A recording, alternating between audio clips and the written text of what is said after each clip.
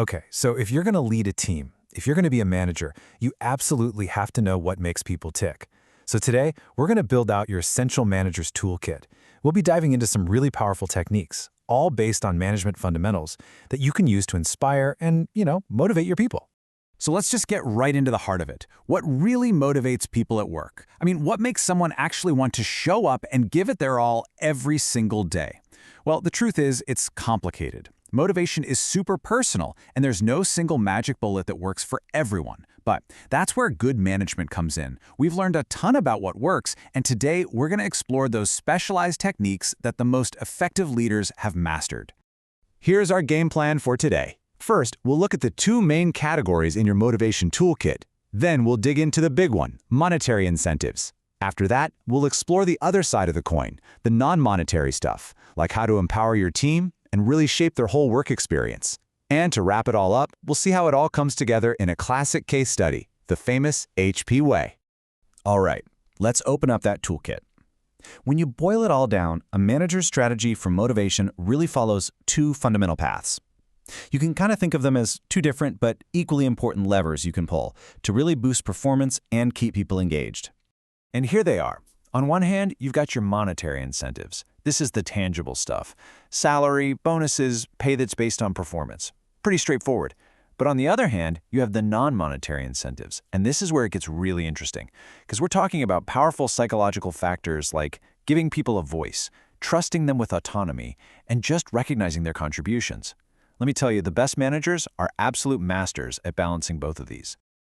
Okay, let's tackle the one everybody thinks of first, money. And yeah, it's obviously a huge motivator, no question. But as you're about to see, you can't just throw cash at a problem and expect things to get better. Using it the right way, well, that takes real strategy. Now, what's really important to see on this slide is that key phrase at the end. Money is a great boost when it's tied directly to performance.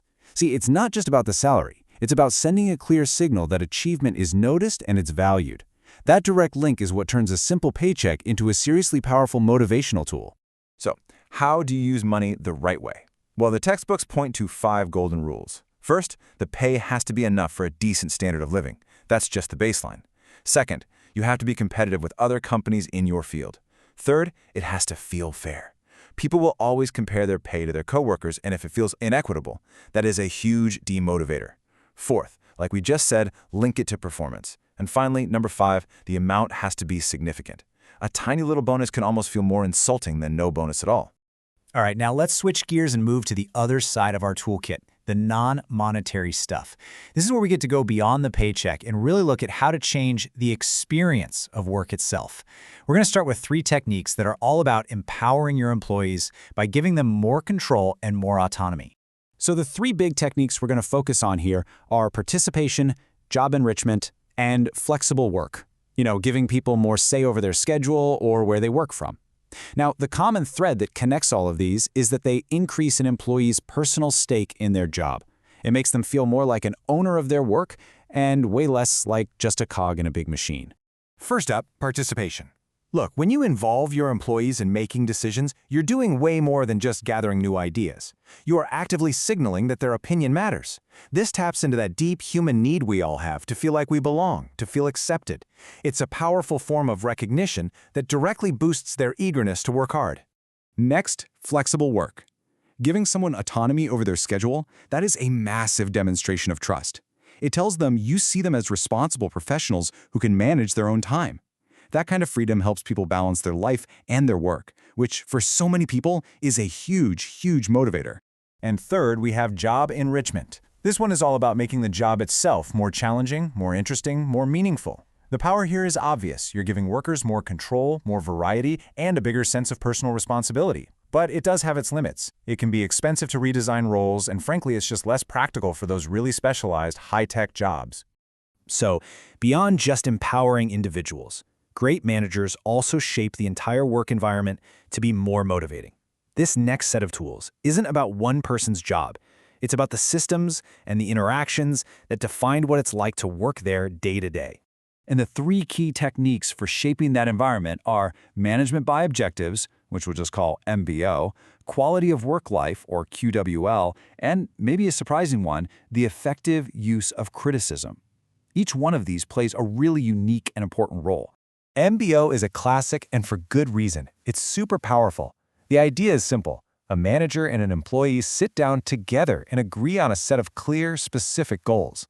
The real magic is in that combination of collaboration, which creates buy-in, and the super clear promise that if you hit these goals, you get these rewards. It just removes all the ambiguity and gets everyone pulling in the same direction. Next is QWL, or Quality of Work Life, which is a much bigger picture idea. It's all about systematically looking at the entire work environment, everything from safety to stress levels to fairness, and improving it. What's so smart about this is that it's a true win-win. The company gets a boost in productivity, and the employees get a better, healthier, more supportive place to work. Okay, finally, let's talk about criticism. Now, if it's delivered poorly, it's one of the fastest ways to kill motivation. But when it's done constructively, it is an incredible tool for growth. The key is that it has to be carefully planned, it has to be positive in its intent, and it has to be focused on clear, actionable steps for getting better. Then it becomes a springboard, not a punishment. So we have all these tools in our toolkit, right? Monetary ones, empowerment techniques, environmental factors. But what does it actually look like when a company pulls all of this together in a masterful way? To see that, let's turn to a classic case study, Hewlett-Packard. The management style that the founders, William Hewlett and David Packard, created was so unique and so effective that it became legendary. It actually earned its own name, the HP Way. And it was famous for creating this climate where people weren't just showing up for a paycheck, they were genuinely motivated to invent and contribute. And when you actually break it down, you can see all the techniques from our toolkit in action. That open door policy and the emphasis on team effort, that's participation. They explicitly used MBO. And that famous idea of managing by wandering around, that's just a hands-on way of giving feedback and getting involved. And you know what the common denominator is for all of it? It all stems from a core belief that your people are your most valuable asset. That's the real foundation of all non-monetary motivation. And that brings us to the end of our breakdown. We've looked at the two main paths to motivation, from paychecks all the way to participation.